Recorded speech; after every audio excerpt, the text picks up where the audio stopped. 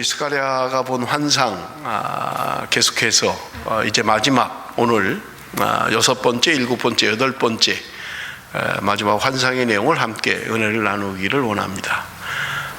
여러분, 역사적 배경이 지금 스가랴가 활동했던 시대는 이스라엘 백성들이 70년 동안 바벨론의 포로로 끌려갔다가 이제 돌아와서 성전을 다시 짓는 그런 상황이라고 말씀을 드렸습니다. 70년 동안 그들이 포로의 생활을 했어요. 이제 하나님의 은혜로 그들이 돌아오면서 그들은 성전 재건의 열망을 가지고 있었던 것입니다. 솔로몬이 지었던 성전이 다 무너져 버리고 만 거예요. 그래서 성전을 짓기를 소원했지만 성전을 쉽게 지을 수가 없었던 것입니다. 사마리아를 비롯한 이웃 나라들의 방해로 말미암아서 성전 재건이 중단된 상태였던 것입니다. 그때 하나님은 학개 선지자와 스가랴 선지자를 통해서 성전 재건에 대한 비전과 꿈을 다시 주고 그들을 격려하고 위로하는 말씀을 주신 것을 이미 말씀을 드렸던 것입니다. 스가랴가 한밤에 8개의 환상을 보게 됩니다. 그것이 지난주까지 우리 5번째까지 여러분에게 말씀을 드렸고요. 오늘 우리가 읽은 스가랴서 5장에는 6번째 환상과 7번째 환상이 들어있고요. 6장에는 마지막 8번째 환상이 있습니다. 오늘 8번째까지 8장까지 설교를 할 텐데 본문은 우리가 5장만 읽었습니다. 여러분, 6번째 환상의 내용이 무엇입니까? 우리 1절 말씀 한번 다시 읽어봅니다. 1절 말씀, 5장 1절 말씀 우리 한번 다 같이 읽습니다. 내가 다시 눈을 들어 본즉 날아가는 두루마리가 있더라. 날아가는 두루마리가 있다는 거예요. 두루마리가 날아다닙니다. 그런데 그 두루마리가 얼마나 크냐면 여기 성경에 그 사이즈를 이야기를 해요. 길이가 20규빗이다. 그리고 너비가 10규빗이다. 이렇게 이야기를 해요. 한 규빗이라고 하는 것은 여러분 손끝에서 팔꿈치까지의 길이로 보통 그냥 50cm로 생각을 하시면 됩니다. 뭐 45cm 뭐 그렇게도 이야기하는데 그냥 편하게 여러분 50cm다 그렇게 생각을 하시면 돼요. 그러니까 20규빗이라는 말은 길이가 10m라는 거예요. 10m. 그리고 폭이 10규빗이라는 말은 폭이 5m다. 여러분 그렇게 이해를 하시면 돼요. 자, 그러면 길이가 10m고 폭이 5m 되는 두루마리라고 한번 생각을 해보십시오. 얼마나 커요. 그런데 이 두루마리가 하늘을 날아다니는 거예요. 하늘을 날아다녀요. 조그만 것도 아니고 큰 두루마리가 하늘을 날아다니는 것입니다. 누구나 볼 수 있는 거예요. 누구나 봐야 돼요. 여러분, 기이한 일이잖아요. 하늘에 두루마리가 날아다닌다는 것은 무슨 엔진이 달린 것도 아니고 무슨 새도 아니고 어떻게 두루마리가 하늘을 날아다닐 수 있겠어요? 뭔가 지금 스가랴에게 환상을 통해서 하나님이 말씀해주고 있는 것을 우리는 볼 수 있습니다. 그런데 이 두루마리에 뭐가 기록되어 있습니까? 저주가 기록되어 있다는 거예요. 한쪽에는 도적질하는 자가 받을 저주가 기록되어 있다는 거예요. 그런데 그 반대편, 맞은편에는 거짓 맹세하는 자들이 받을 저주가 기록되어져 있다는 말입니다.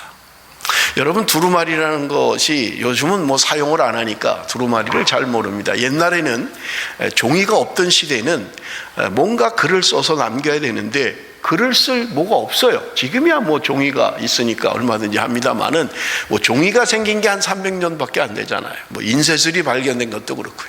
그러니까 그 이전에는 어딘가에 글을 써야 되는데 쓸 방법이 없는 거예요. 그래서 사람들이 생각한 게 뭐냐면 갈대를 잘라서 그 갈대를 펴서 말려서 갈대 위에다가 쓴 파피루스라고 하는 갈대에다가 쓴 것들이 있어요. 그런가 하면 짐승을 잡아서 짐승의 가죽을 말리는 거예요. 그리고 짐승의 가죽 위에다가 글을 쓰는 거예요.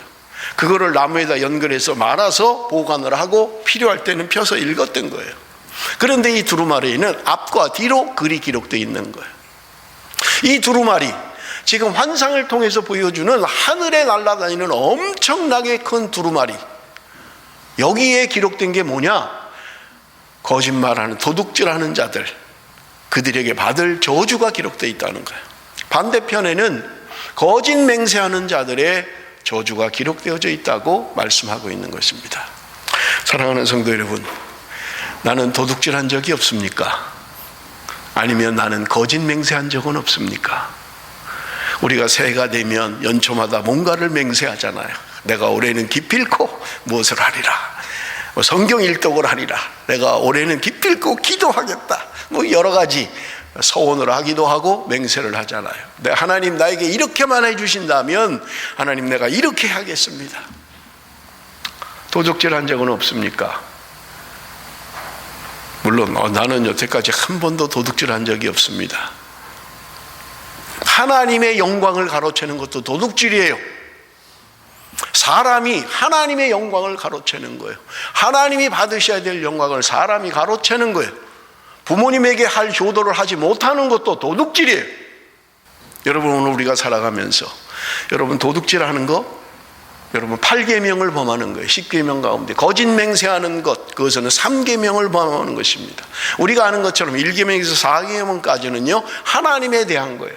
5계명부터 10계명까지는 사람에 대한 것입니다. 그래서 우리가 이야기할 때 대신계명이다, 대인계명이다 그렇게 하는 거예요. 하나님께 향한 계명, 사람들 간의 계명. 그래서 예수님께서 이 율법, 하나님이 주신 계명의 첫째 되는 게 뭐냐라고 할 때 예수님께서 말씀하신 게 하나님을 사랑하는 것이다. 그리고 둘째는 이웃을 사랑하는 것이다. 그렇게 집약해서 말씀하셨던 거예요. 하나님을 사랑하고 이웃을 사랑하는 것, 이것이 율법과 선지자의 강령이다.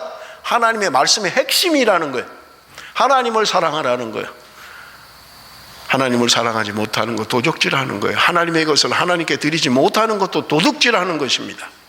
나는 도둑질한 적 없습니다. 아니에요. 수없이 도둑질합니다. 여러분, 우리가 하나님의 말씀대로 살 수가 없어요. 하나님의 말씀대로 살지 않으면 오늘 날아다니는 두루마리를 통해서 저주하겠다고 말씀하고 있는 거예요. 도둑질하는 자, 거짓 맹세하는 자의 집에 들어가서 그들의 집을 태울 것이다. 그들의 나무를 태우고 그들의 돌을 태울 것이다 말씀하고 있는 거예요. 하나님이 다 태워버리시겠다는 거예요. 하나님의 저주가 임한다고 말씀하고 있는 것을 우리는 볼 수 있는 것입니다. 여러분, 하나님의 말씀대로 살지 않으면 하나님의 저주가 임할 것을 두루마리 환상을 통해서 우리에게 말씀해 주고 있는 거예요. 여러분, 하나님의 말씀은 히브리서 4장 12절에 보면 양쪽 날선 검과 같다 그렇게 이야기합니다. 양쪽의 날선 검과 같다는 거예요. 한쪽만, 보통 칼은 한쪽만 날이 서 있잖아요. 우리가 부엌칼 이런 거 보면 한쪽만 날이 서 있잖아요. 그런데 하나님의 말씀은 양날의 검이라는 거예요. 양쪽에 그게 있다는 거예요. 그래서 어느 쪽으로 찔리든 다 찔릴 수 있는 거예요. 하나님의 말씀은 양날의 검과 같은 기능을 한다는 거예요.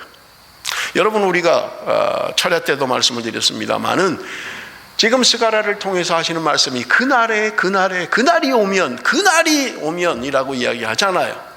그날은 바로 여호와의 날이고 하나님의 날인 것입니다. 그런데 하나님의 날, 어떤 사람에게는 축복의 날이 되지만 어떤 사람에게는 심판의 날이 되는 거예요. 하나님의 말씀은 마치 이와 같이 양날을 가진 칼과 같다는 거예요. 하나님의 말씀은 순종하는 자들에게는 축복이 되지만 하나님의 말씀에 순종하지 못하는 자들에게는 저주가 된다고 말씀하고 있는 거예요. 여러분, 성경은 우리에게 그래서 말씀하는 거예요. 우리는 이 저주에서 벗어날 길이 없어요. 왜냐하면 여러분, 타락한 이후에 인간의 힘으로 하나님의 말씀을 지키는 게 불가능하기 때문에 그렇습니다. 하나님의 말씀대로 순종하고 사는 게 불가능해요. 그래서 우리는 다 저주 아래 있는 거예요.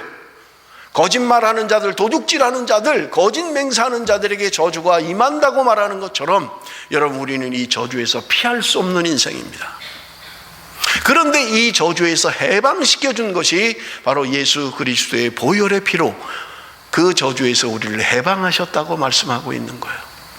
그러므로 여러분, 하나님의 말씀은 순종하고 따르는 자들에겐 축복이지만 순종하지 못하면 하나님의 저주가 있다고 우리에게 분명하게 말씀하고 있는 것을 볼 수 있는 것입니다. 여러분, 이 심판, 이 저주, 여러분 그 당시에 유대인들에게만 주시는 말씀이 아니라는 거예요. 여러분, 계속해서 말씀을 드립니다마는 이스라엘 백성들이 포로에서 귀환하고 나서 성전을 지었던 거예요. 그런데 그들이 기초를 놓고는 더 이상 진행을 못하는 거예요. 16년 동안 성전을 짓지 못하고 방치가 돼버린 거예요. 그러니까 사람들 생각 속에 아이고 그냥 성전 짓는 거 그만두고 우리 집이나 좀 짓자, 우리 살궁리나 좀 하자. 그래서 그들이 다 집 짓기에 바빴던 거예요. 그래서 학개 선지자를 통해서, 스가랴 선지자를 통해서 그들을 책망하고 있는 거예요. 너희들이 하나님의 집을 짓는 것보다 너희들이 사람의 집, 내 집을 짓는 거에 먼저 하고 있구나. 지금 그래서 그들을 향하여 말씀하고 있는 것입니다. 여러분, 이 저주의 말씀은 성전을 짓다가 포기하고 그저 자기 나살궁리만 하는 그 유대인들만을 위하여 주시는 말씀은 아니라는 말입니다. 왜냐하면 3절에 보니까 이는 온 땅 위에 내리는 저주라. 어떤 특정한 사람에게만 주는 말이 아니라는 거예요. 이 하나님의 말씀은 모든 사람들에게, 모든 세상에 임하는 말씀이라고 이야기하고 있는 것입니다. 그렇다면 하나님께서는 오늘 저와 여러분에게 시공을 초월해서 오늘 저와 여러분에게도 동일하게 말씀하시는 것입니다. 하나님의 말씀대로 순종하면 하나님의 축복하지만 하나님의 말씀대로 순종하지 아니하면 저주가 임한다고 성경은 우리에게 분명하게 말씀하고 있는 것입니다. 사랑하는 성도 여러분, 내가 무슨 힘으로 이 저주에서 피할 수가 있습니까? 여러분, 종종 내 힘으로, 자력으로 뭔가 구원을 얻을 수 있다라고 이야기하는 종교들이 있습니다. 불교가 그래요. 내가 선한 행실을 하면, 착한 일을 하면, 캐톨릭이 그렇습니다. 나의 착한 행실로 말미암아 구원을 얻는 것처럼 이야기하는 거예요. 그러나 성경은 우리에게 이야기합니다. 내가 오늘 구원 얻는 것은 믿음으로 얻는 것이라고 성경은 우리에게 말씀합니다. 갈라디아서 3장 13절 14절 우리 한번 같이 읽어봅니다.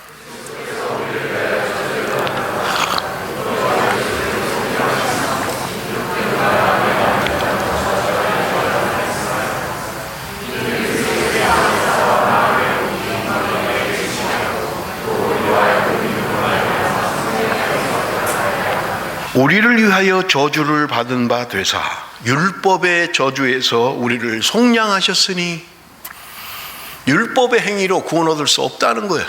그래서 율법의 저주 아래 우리가 있다는 거예요. 그런데 예수 그리스도께서 우리의 율법의 저주를 해방시켜 주셨다는 거예요. 예수님 자신이 죽으심으로 말미암아, 주의 보혈로 말미암아 우리가 그 죄에서, 그 저주에서 해방되었다고 성경은 우리에게 말씀하고 있는 것입니다. 사랑하는 성도 여러분, 우리는 다 율법의 저주 아래 있던 사람입니다. 그러나 예수 그리스도로 말미암아 그 저주에서 해방되고 자유함을 얻은 것입니다. 주님이 흘리신 보혈로 말미암아 우리는 자유함을 얻었다고 성경은 우리에게 말씀하고 있는 것입니다. 여러분, 일곱째 환상은 에바 속의 여인에 대한 환상입니다. 5절 6절 말씀 한번 우리 봅니다. 5절 6절 말씀. 내게 말하던 천사가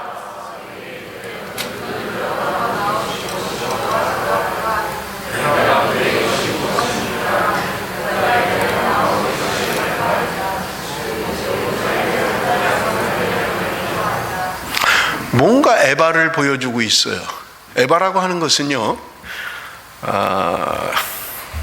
그 부피를 재는 그런 통이라고 생각하시면 돼요. 요즘은 뭐 쌀도 그냥 뭐 5kg, 10kg, 20kg 그냥 비닐봉지에 담아서 그렇게 팔지만 옛날에는 되로 다 했죠. 뭐 작은 되 한 대, 큰 되 한 대, 한 말, 뭐 한 가마니 이랬잖아요. 그런데 지금은 이제 키로로 다 계산하잖아요. 그래서 여러분, 무게를 재는 단위는 키로입니다. 몇 그램이냐, 몇 킬로냐. 그래서 옛날에는 고기를 사러 가면 고기 한 근 주세요 이랬어요. 그런데 지금은 그렇게 말 안 하죠. 1kg 주세요, 2kg 주세요, 그렇게 하는 거예요. 500g 주세요, 그렇게 하는 거예요. 무게를 다는 것은 킬로그램이에요. 그런데 부피를 재는 것은 리터입니다. 1리터다, 2리터다. 우리가 뭐 물 사면 그 폐쇄 뭐 600ml 또는 1리터, 1.5리터, 뭐 2리터, 이거는 부피를 재는 거예요. 그런데 에바라고 하는 것은 22리터를 담을 수 있는 용량의 크기예요. 22리터를 담을 수 있는 크기. 여러분 뭐 한번 상상을 해보세요. 우리가 보통 펫병 물 큰 게 1.5리터잖아요. 그런데 22리터면 그거 한 15개를 부어서 만들 수 있는 공간, 그게 에바라고 하는 거예요. 적은 건 아니죠. 22리터라는 게 작은 건 아닙니다. 그런데 이 에바 속에 한 여자가 들어있다는 거예요. 그런데 이 여자가 나오려고 몸부림을 치고 있는 거예요. 자, 그러면 여러분 도대체 이 여인이 뭐냐라고 하는 것을 오늘 8절이 설명하고 있습니다. 5장 8절 말씀, 그가 이르되 이는 악이라 하고 그 여인을 에바 속으로 던져놓고 납조각을 에바 악 위에 던져 덮더라. 여러분, 악이라고 하는 여인으로 묘사된, 여인으로 보여지는 이 악이라고 하는 것이 이 에바 속에 들어있다는 거예요. 그런데 이 악이 자꾸 나오려고 하는 거예요. 이 여인이 자꾸 나오려고 하는 거예요. 그러니까 납뚜껑을 만들어 가지고 그 위에다 덮어버린 거예요. 쉽게 열지 못하도록, 쉽게 나오지 못하도록 납을 가지고 뚜껑을 만들어서 덮어버리고 만 거예요. 자, 이 환상을 보여주신 거예요.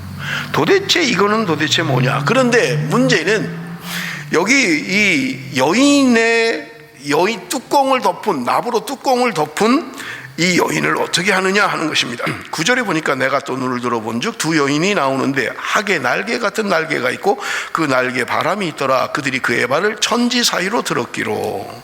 10절에 보니까 내가 내게 말하는 천사에게 묻되 그들이 에바를 어디로 옮겨가니까 하니 그가 내게 이르되 그들이 신할 땅으로 가서 그것을 위하여 집을 지으려 함이니라. 준공되면 그것이 제 처소에 머물게 되리라 하더라.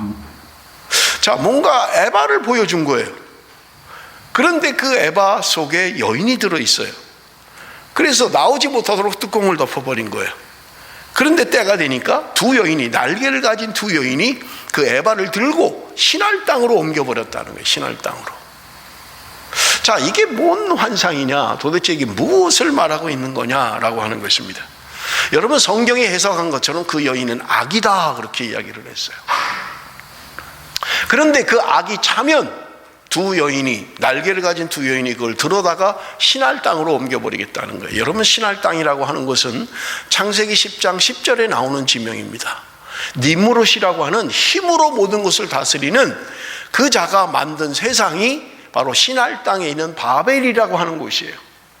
그래서 여러분, 바벨론, 바벨 이렇게 하면 바벨탑, 거기서 쌓은 게 바벨탑이잖아요. 바벨이라고 하는 것은 하나님을 대적하는, 인간의 힘으로 무엇인가를 이루어 보려는 그런 세상을 의미할 때 바벨이라고 이야기하는 거예요. 요한계시록도 마찬가지고요. 그래서 여러분, 우리가 종종 다니다 보면 식당이나 무슨 호텔도 바벨론식 호텔이 있더라고요. 바벨론이라는 그런 이름을 가진 식당이나 무슨 이런 가게들 또는 호텔 이런 것들이 종종 있는 것을 보게 됩니다. 그것은 세상을 의미하는 거예요. 세상적인 것을 말하는 거예요. 그 땅으로 옮기겠다는 거예요. 악이 차면 그곳으로 옮기겠다는 거예요. 여러분, 이 바벨, 이 신할 땅은 우상숭배의 근거지인 것입니다. 하나님을 대적하고 하나님을 향하여 인간의 힘으로 무엇인가를 해보려고 하는 것의 상징이 여러분 바벨인 것입니다. 악이 차면 하나님이 그것으로 옮겨버리시겠다고 말씀하고 있는 것을 우리는 볼 수 있는 것입니다. 여러분, 이 7번째 환상, 에바 속의 이 여인, 하나님께서 그들을 심판하시겠다고 말씀하고 있는 것입니다. 여러분, 창세기 15장 16절에 보면 내 자손은 4대 만에 이 땅으로 돌아오리니 이는 아모리 족속의 죄악이 아직 가득 차지 아니함이라 하시더니, 이스라엘 백성들이 애굽으로 가서 400년 만에 하나님의 약속의 땅으로 이제 출애굽하는 거예요. 그런데 그들이 아모리 족속, 가나안에 살고 있는 아모리 족속의 죄악이 아직 차지 않았다는 거예요. 그래서 그 악이 차면 비로소 이스라엘 백성들이 출애굽을 해서 약속의 땅으로 가게 된다는 말입니다. 하나님이 뭔가 계획을 가지고 계시다는 거예요. 그런데 그 악이 아직 차지 않았다는 거예요. 여러분, 이것은 개인을 말하는 게 아니라 국가를 이야기하는 것입니다. 한 단체를 이야기하는 거예요. 그들의 죄가 간영하면 하나님께서 이제 비로소 그들을 옮기시겠다고 말씀하고 있는 것을 우리는 볼 수 있는 것입니다. 하나님께서 악이 차면 그것을 옮기시겠다고 말씀하고 있는 것을 우리는 볼 수 있는 것입니다. 여러분, 우상숭배로 상징되는 그 땅에 하나님께서 그들이 죄악이 관영하면, 그들이 죄가 차면 그들을 옮기시겠다고 말씀하고 있는 것을 우리는 볼 수 있는 것입니다. 여러분, 이제 여기까지가 7번째의 환상의 내용입니다. 그런데 이제 우리 8번째 마지막 환상을 우리 말씀을 나누기 전에 이제까지 했던 그 환상에 대한 것을 간단하게 정리를 하겠습니다. 여러분, 제일 먼저 스가랴를 통해서 주셨던 환상의 내용이 무엇입니까? 그것은요, 화석류 나무 사이에 홍마를 탄 자, 예수 그리스도를 예표하는, 여러분, 그러한 자가 이스라엘 백성들과 함께 있을 것이고 성전 건축을 하게 할 것이라는, 여러분, 그런 의미를 첫 번째 환상을 통해서 하나님이 주셨던 것을 여러분 기억을 하실 것입니다. 여러분, 두 번째 환상이 뭐예요? 넷불에 대한 것이었어요. 이스라엘 주변에 강대한 나라들, 그러한 나라들을 내 대장장이가 일어나서 그들을 두렵게 하고 그들을 물리칠 것이라고 말씀하셨던 것을 우리는 기억을 하실 것입니다. 여러분, 세 번째 환상이 무엇입니까? 세 번째 환상은요, 청량줄을 잡은 자가 성전을 청량한다고 이야기하고 있는 거예요. 그런데 그 성전에 성벽이 필요 없을 정도로 수많은 사람들이 몰려오게 될 것을 이야기했던 것입니다. 여러분, 네 번째 환상이 무엇입니까? 더러운 옷을 입고 있던 여호수아에 대한 환상이었던 것입니다. 여호수아 대제사장이 더러운 옷을 입고 있는 거예요. 그런데 하나님이 천사들을 통해서 그의 더러운 옷을 벗기고 아름답고 깨끗한 옷으로 갈아입히는 것입니다. 내 힘으로 갈아입을 수가 없어요. 그런데 하나님께서 우리를 정결하게 하고 깨끗게 하실 것을 약속하고 있는 것을 우리가 볼 수 있는 것입니다. 그리고 여러분, 지난주에 설교했던 두 감람나무, 아주 문제가 많은 두 감람나무, 서로 자기라고 하는 두 감람나무라고 하는 거예요. 그런데 이 두 감람나무는 스룹바벨과 여호수아를 통칭하는 것으로, 여러분, 촛대에 두 감람나무에서 기름을 보충해서 불을 밝히는 이러한 역사를 행하실 것을 환상으로 보여주셨던 것입니다. 그리고 여섯 번째가 무엇입니까? 오늘 이야기한 두루마리 환상이에요. 날아다니는 두루마리 환상을 여러분 스가랴에게 보여주셨던 것입니다. 하나님의 말씀은 반드시 성취되고 이루어지는 것을 말씀하고 있는 것입니다. 여덟 번째, 여러분, 일곱 번째가 에바 속에 있는 여인에 대한 환상을 이야기하는 거예요. 죄악이 관영한 그들을 이제 죄가 차면 그들의 죄를 옮기겠다고 말씀하고 있는 것입니다. 여러분, 하나님은 감정대로 하시는 분이 아니라 하나님의 계획을 가지고 하시는 분이라는 거예요. 그래서 여러분, 성경에 보면 종종 때가 참해라는 말이 등장하고 있는 거예요. 갑자기 이루어지는 일이 아니라 하나님의 계획 속에 모든 일이 이루어지는 것을 이야기하고 있는 것을 우리가 볼 수 있는 것입니다. 자, 이제 7개의 환상을 여러분 정리를 했습니다. 마지막 환상의 내용을 우리 한번 좀 보겠습니다. 이제 환상의 마지막을 정리하는 것인데요, 8번째 환상, 스가랴서 6장 1절 말씀을 우리 한번 봅니다. 내가 또 눈을 들어본즉 내 병거가 두 산 사이에서 나오는데 그 산은 구리산이더라. 지금 마지막 환상을 보여주고 있는 거예요. 그런데 산 사이에서 내 병거가 나온다고 이야기하고 있는 거예요. 그런데 그 산은 일반 산이 아니라 구리산이라는 거예요. 구리산. 여러분, 우리가 산이라고 그러면 참 웅장하고 뭐 조그만 동네에 있는 동산도 있습니다만은 큰 산들을 보면 참 웅장하고 장엄하고 그렇잖아요. 산이 상징하고 있는 것은요, 불변하는 것을 이야기하는 것입니다. 산은 변하지 않아요. 물론 그 안에 있는 나무들은 뭐 잎이 졌다가 피기도 하고 뭐 이렇게 변화가 있습니다만은 산 자체는 변하지 않는 거예요. 그런데 그 산이 일반 산이 아니라 구리로 된 산이라는 거예요. 구리로 된 산. 여러분, 우리가 역사적으로 보면 석기 시대가 있죠. 그죠? 모든 물건을 돌로 만드는 거죠. 돌로 다 하는 거고요. 전쟁도 돌을 깎아서 만들어서 하고요. 그런데 석기 시대를 지나고 나면 청동기 시대가 옵니다. 그게 구리예요. 동으로 만드는 거예요. 구리 시대예요. 이 청동기 시대에는 이제는 칼을 만들고 활을 만들고 모든 것을 이제 무기를 만드는 거예요. 그래서 이 청동기 시대가 되면 이 석기 시대하고는 비교할 수 없는 거예요. 수많은 살상이 일어나는 거예요. 수많은 사람을 죽일 수 있는 거예요. 그래서 여러분, 이 구리라고 하는 것, 구리산이라고 하는 것은 힘을 상징하는 거예요. 변하지 않는 힘을 상징하는데, 여러분, 칼빈이라고 하는 사람은 이 말씀을 어떻게 해석을 했냐면, 칼빈은 이렇게 해석을 했어요. 하나님의 영원한 역사 운행 계획이다. 변하지 않는 하나님의 계획, 하나님의 섭리, 하나님의 뜻.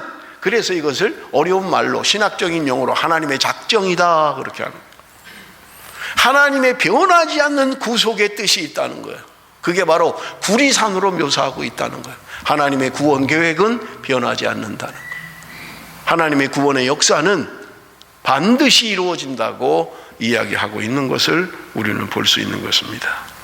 여러분, 에베소서 1장 11절 말씀을 한번 같이 읽어보겠습니다. 에베소서 1장 11절 말씀을 다 같이 시작.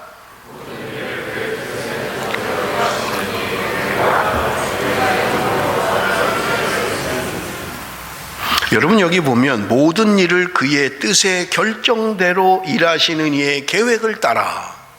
하나님의 계획은 여러분 감정적으로 순간적으로 기분이 나빠서 기분이 좋아서 이루어지는 일이 아니라는 거예요.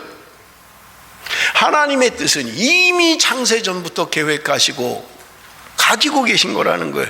그래서 그 계획을 따라서 우리가 예정을 입었다, 하나님의 택함을 입었다는 거예요. 어느 날 그래, 너 마음에 든다, 너 구원받고, 너도 구원받고, 하나님이 그렇게 하신 게 아니라는 거예요. 하나님의 계획을 가지고 뜻을 가지고 이미 세워놓으신 하나님의 그 놀라운 계획 안에 바로 나라고 하는 사람도 하나님이 창세전에 나를 구원하시기로 계획하셨다는 거예요. 너 하는 거 봐서 너가 잘하면 내가 구원을 주고 잘 못하면 내가 너 구원 취소할 거야, 그런 말씀이 아니라는 거예요. 하나님의 구원의 계획은 하나님이 이미 만들어 놓으셨고 계획하셨고, 오늘 내가 예수를 믿고 구원받고 하나님의 자녀가 된 것도 하나님의 구원의 계획 가운데 이루어진 일이라고 고백하고 있는 것을 우리는 볼 수 있는 것입니다. 자, 그렇다면 하나님의 이 뜻이 어떻게 이루어지겠습니까? 하나님의 변하지 않는 이 구원의 계획이 도대체 어떻게 이루어지느냐 하는 거예요. 그것은 두 가지 방법으로 이루어지는데, 하나는 창조를 통해서, 그리고 하나는 하나님의 섭리를 통해서 이루어진다는 거예요.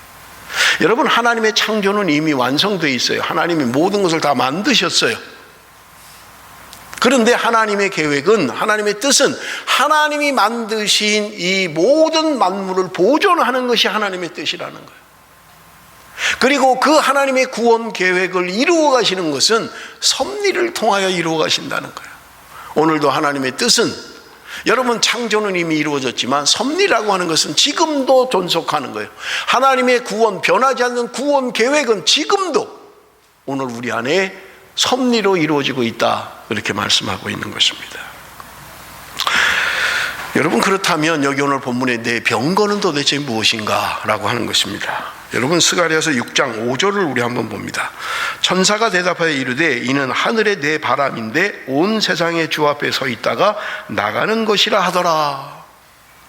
내 병거를 보여주면서 이게 도대체 뭡니까? 라고 하니까 하늘의 내 바람이다.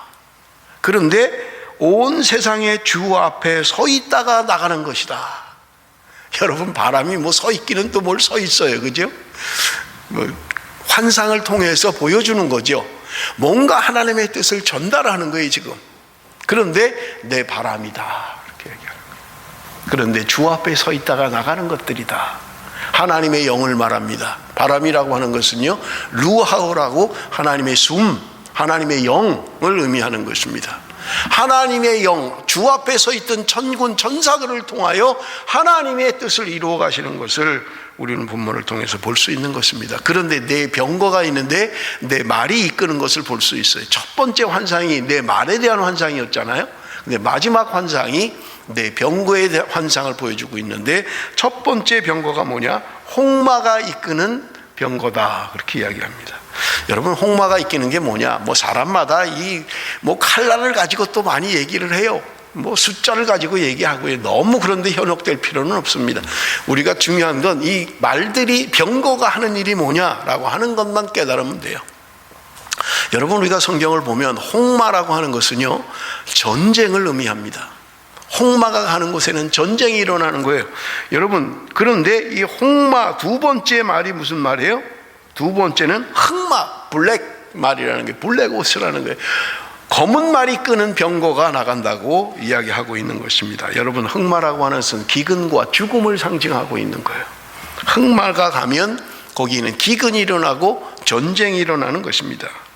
세 번째 병거가 뭐냐? 백마가 이끄는 병거다 그렇게 이야기합니다. 백마라고 하는 것은 그리스도의 승리를 상징적으로 보여주고 있습니다. 너무 여러분 이런데 깊이 고민할 필요는 없어요. 뭐 그게 맞냐 틀리냐 학자들이 하는 이야기예요. 그렇게 중요하지 않아요. 성경을 푸는 것만 중요합니다. 여러분 네 번째 말이 뭐냐? 어룽진 말이다. 어룽진 말이 이끈다 그렇게 이야기하는 거예요. 어룽진 말, 여러 가지 칼날을 가지고 있다는 거예요. 한 색의 말이 아니라 여러 가지 칼날을 가지고 있다는 거예요. 적색도 있고 흑색도 있고 흰색도 있고, 그래서 어룽진 말이 여기 오늘 병거를 이끌어간다고 이야기하고 있는 것을 우리는 볼 수 있는 것입니다. 자, 그런데 6절에 보니까, 여러분 6장 6절에 보니까 검은 말은 북쪽 땅으로 나가고 흰 말은 그 뒤를 따르고 어룽진 말은 남쪽 땅으로 나가고, 지금 내 말이 지금 칼라별로 다르게 방향을 가는데 지금 여기 제일 먼저 나가는 검은 말은 북쪽으로 나갔다 그렇게 이야기하는 거예요. 여러분 검은 말이 뭐라고 이야기했습니까? 검은 말은 기근과 죽음을 상징하고 있는 거예요. 그런데 백마는 승리를 상징하고 있다고 말씀을 드렸던 것입니다. 지금 이 흑마가 북쪽을 향하여 나가고 있는 거예요. 여러분 이 북쪽이라고 하는 것은요, 이스라엘을 중심으로 북쪽을 이야기하는 거예요. 여러분 그 당시에 북쪽이라고 하는 나라는요, 아수르가 제압을 했고요, 그 다음에 바벨론이 제압을 했던 것입니다. 그리고 지금 포로에서 귀환할 때는 페르시아가 집권하고 있는 거예요. 북쪽의 강대한 나라들을 이야기하는데 지금 이 흑마가 지금 그들을 향하여 나가고 있다는 거예요. 세상 나라의 권세는 영원할 것 같지만 여러분 영원한 제국은 없다는 거예요. 여러분 우리가 아는 아수르, 그들은 바벨론에 멸망해버리고 말았어요. 여러분 바벨론이라고 하는 제국입니다. 여러분 세계 역사를 한번 펴보세요. 바벨론 제국이에요. 조그만 나라가 아니에요. 엄청난 나라입니다. 그런데 그 나라가 100년을 가지 못했어요. 70년 만에 페르시아에게 멸망해버립니다. 페르시아 제국이 얼마나 큽니까? 여러분 바벨론 제국과는 또 비교가 안 돼요. 엄청나게 큰 제국이에요. 그런데 그들도 망합니다. 알렉산더가 집권을 하면서 페르시아를 점령해 버리는 거예요. 알렉산더의 제국은 영원합니까? 아니에요. 로마가 일어나면서 그 나라도 멸망해 버리는 거예요. 로마는 영원합니까? 여러분 지금 로마 제국이 있습니까? 여러분 이 땅의 모든 제국은 어떤 것도 완벽한 게 없어요. 영원한 것은 없어요. 사람이 세운 나라라고 하는 것은 여러분 언제나 한계가 있는 것입니다. 멸망할 것 같지 않고 영원할 것 같은 그 로마 제국도 무너지고 멸망해버리고 마는 거예요. 무엇을 말해주고 있습니까? 세상 나라들, 그것이 영원한 게 아니라는 거예요. 하나님만이 온 세계 만물의 역사를 주관하고 계시고 하나님의 역사가 우리에게 중요한 것을 말씀해 주고 있는 것입니다. 사랑하는 성도 여러분, 세상 나라, 그 어떤 나라도 완전한 나라는 없고 영원한 나라는 없습니다. 하나님의 나라만이 영원한 것을 우리에게 말씀해 주고 있는 것입니다. 어룽진 말이 남쪽으로 내려갑니다. 여러분 그것은 이집트를 향하는 거예요. 어룽진 말은 다 갖고 있는 거예요. 전쟁과 기근과 죽음과 승리를 가지고 있는 그 말이 이집트를 향하여 내려가고 있다는 거예요. 여러분 우리가 성경을 보면 이집트라고 하는 나라가 얼마나 커 보입니까? 사실은 크지요. 이집트라고 하는 아주 파라오 유명한 그런 제국들이잖아요. 그런데 지금 다른 제국들에 비하면 이 이집트라고 하는 나라는 그저 뭐 동네 구멍가게 같은 거예요. 너무나 작은 거예요. 이스라엘의 눈에는 그렇게 커 보이는 나라가 여러분 세계 제국의 눈으로 보니까 별 볼 일 없는 나라가 되어버리는 거예요. 여러분 하나님께서 오늘 우리에게도 말씀하십니다. 수없이 이스라엘 민족들에게 이야기했잖아요. 힘 있는 자를 의지하지 마라. 애굽이 우리를 좀 도와줄 건가? 아니면 저 바벨론이 우리를 좀 도와줄 건가? 힘겨루게 하고 누가 힘이 있는가 거기에 붙으려고 그런 정치적인 수단을 이용하지 말라는 거예요. 영원한 하나님의 나라, 하나님의 역사, 이 땅의 역사는 하나님이 주관하고 계시다는 거예요. 그러므로 너희들은 애굽을 의지하지 말고 바벨론을 의지하지 말고 하나님을 의지하라고 말씀하고 있는 것입니다. 사랑하는 성도 여러분, 오늘 나는 무엇을 의지하고 있습니까? 나는 뭘 의지하고 있는 거예요? 내가 의지하고 있는 그 세상적인 것이 나를 지탱해 주는 게 아니라 하나님의 말씀만이, 하나님만이 나를 지킬 수 있고 하나님만이 나를 도우실 수 있는 분이라고 성경은 우리에게 수없이 이야기하는 거예요. 인생을 의지하지 마라. 내 숨 하나도 내 맘대로 못하는 게 우리의 인생이라는 거예요. 여러분, 내 숨을 내 맘대로 합니까? 아니, 내 맘대로 하지. 내가 멈추기도 하고 내가 쉬기도 하고. 그럼 죽을 사람이 어디 있어요? 계속 쉬게 하죠. 그런데 어느 날 나도 모르게 내 숨이 멈추는 날이 온다는 거예요. 내가 감당할 수 없는 날이 온다는 거예요. 그러므로 인생을 의지하지 말라. 그 자신은 숨 하나도 통제하지 못하는 자다. 그런데 뭘 그 인생을 의지하느냐?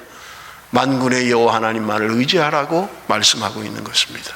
사랑하는 성도 여러분, 오늘 우리가 살아가면서 내가 믿고 있는 것은 무엇입니까? 나는 무엇을 의지하고 있습니까? 하나님만이 나의 힘이시고 나의 반석이시고 하나님만이 나의 능력이시라고 고백할 때 하나님은 그런 자를 축복하신다고 오늘 말씀을 통해서 우리에게 말씀하고 있는 것입니다. 자, 여러분, 우리 11절 말씀을 한번 봅니다. 6장 11절 말씀. 지금 이제 환상이 끝나고요. 여러분, 9절부터 마지막 15절은 결론에 해당하는 부분입니다. 11절 말씀 한번 같이 읽습니다. 은과 금을 받아 면류관을 만들어 여호사닥의 아들 대제사장 여호수아의 머리에 씌우라. 은과 금으로 만든 면류관이라고 하는 것은 왕관을 이야기합니다. 그런데 지금 이것을 누구에게 씌우라고요?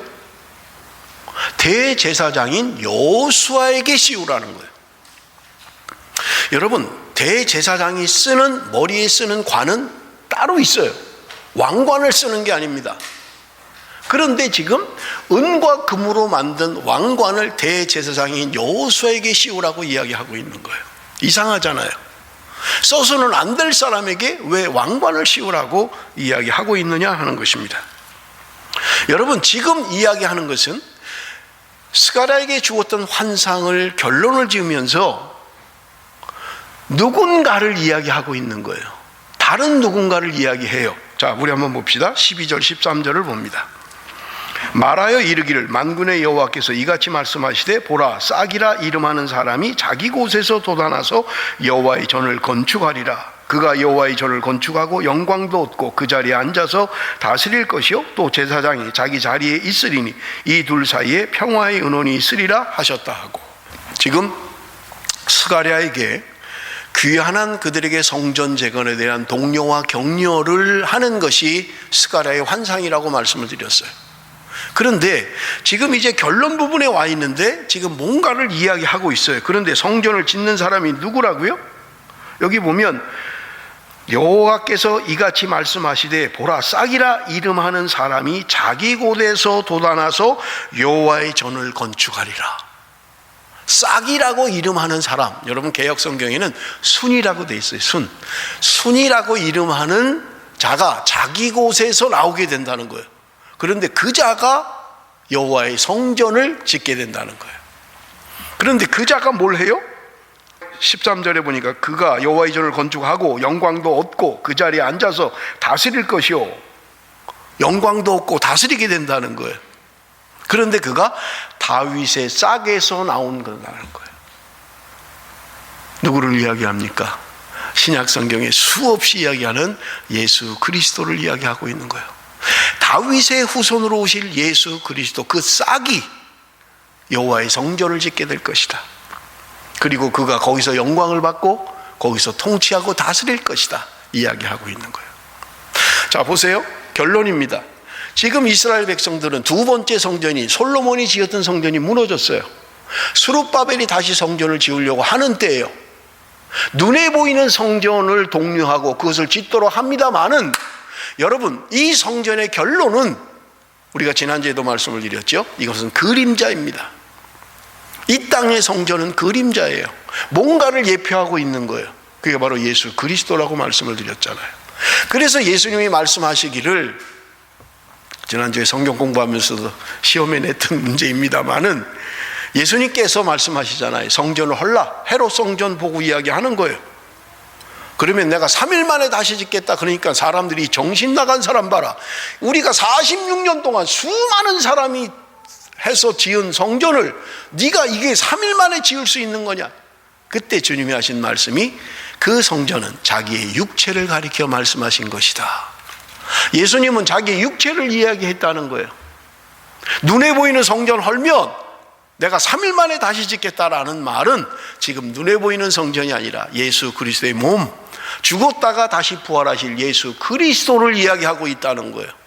그렇다면 지금 스가랴를 통하여 지금 여기 본문에 이야기하는 것들이 무엇입니까? 한 싹이, 다윗의 싹이 나서 성전을 짓게 될 것이고 거기서 영광을 받고 거기서 그를 다스릴 것이라고 이야기하는 거예요. 여러분, 400년 후에 오실 예수 그리스도, 지금 스가랴가 환상을 받고 활동을 하던 시대로부터 앞으로 400년 후에 오실 예수 그리스도, 그분을 통하여 이루어질 교회를 이야기하고 있는 거예요. 그분이 다스리시겠다는 거예요. 그분이 영광을 받으시겠다는 거예요. 그래서 여러분, 신약 성경에서 이야기하는 게 뭐예요? 교회의 머리는 그리스도라고 이야기하는 거예요. 교회는 뭐냐? 그리스도의 몸이라고 이야기하는 거예요. 그래서 요한계시록에 보면 내가 성 안에 갔는데 거기에 성전을 보지 못했다 이야기하는 거예요. 요한계시록 마지막 결론이에요. 내가 성 안에 성전을 보지 못했다. 하나님과 및 어린 양이 성전이심이라. 이것을 깨달은 바울이 이야기하는 게 뭐냐? 우리의 몸이 성전이라고 이야기했던 거예요.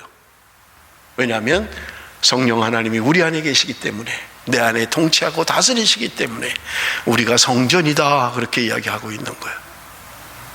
스가랴를 통해서, 스가랴 환상을 통해서 지금 뭔가 메시지를 주고 있는 건 뭐냐?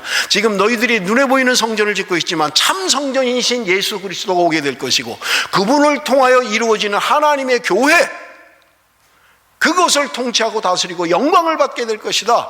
그러므로 교회의 머리는 예수 그리스도라고 성경은 우리에게 말씀하고 있는 것입니다. 교회가 무엇입니까? 건물이 아니잖아요.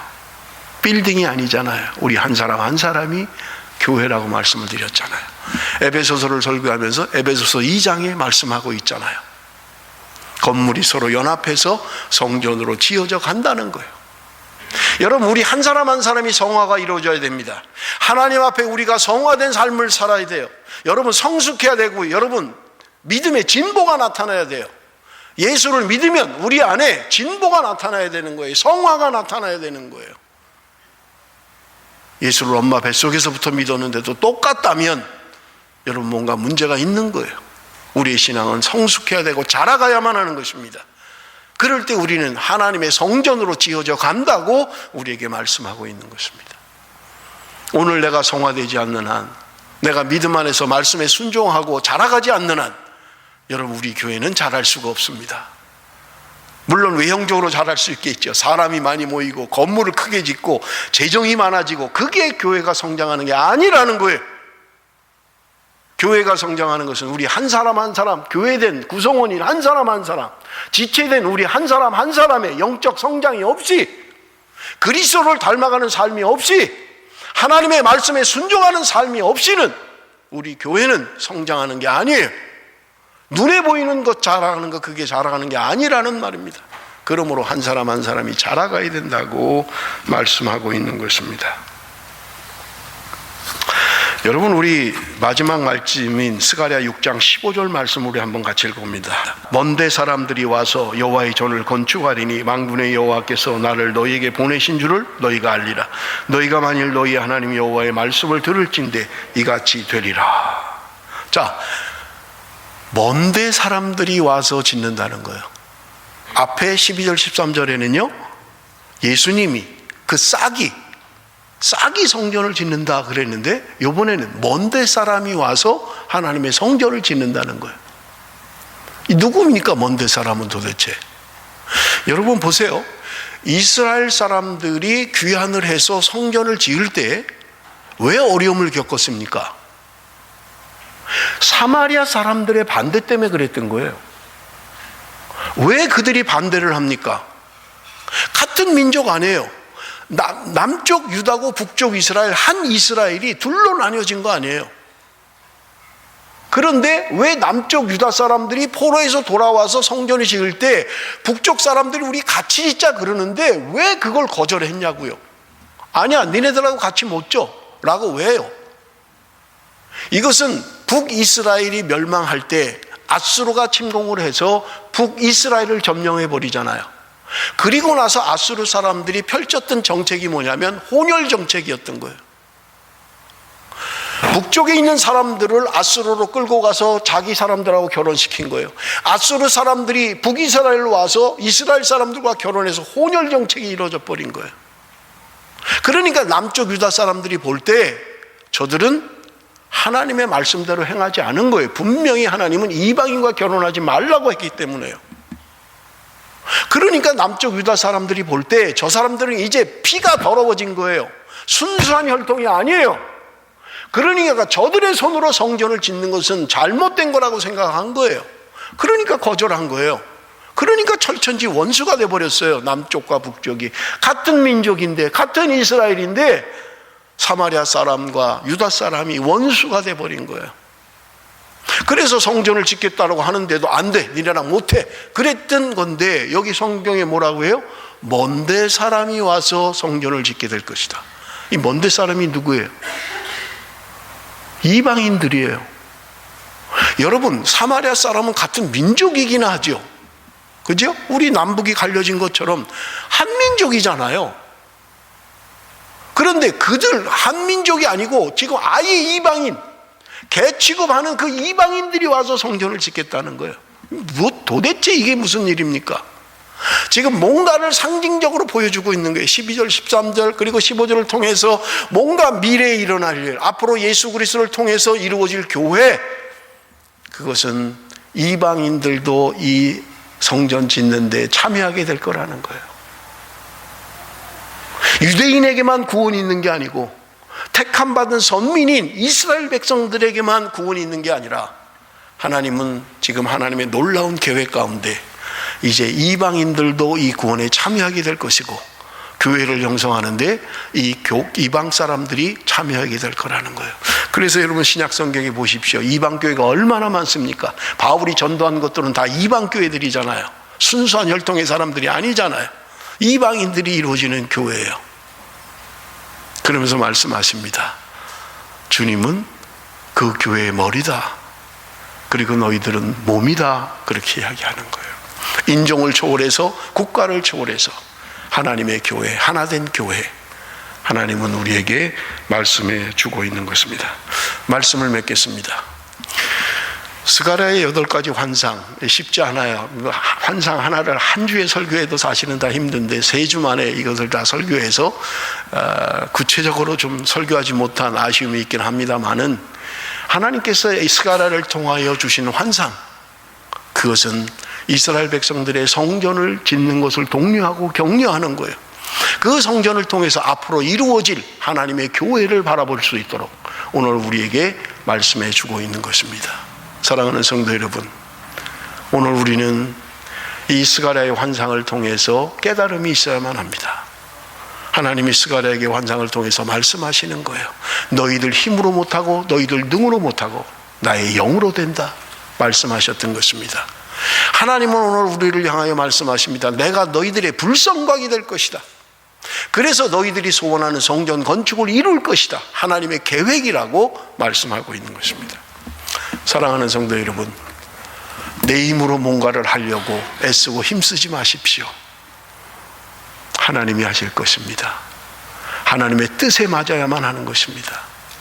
여러분, 하나님께서는 오늘도 우리에게 이 하나님의 놀라운 구속의 역사, 구원의 역사를 이룰 하나님의 사람이 되기를 원하시는 거예요. 오늘도 하나님의 관심은 잃어버린 영혼들에게 있는 거예요. 죽어가는 영혼들에게 있는 거예요.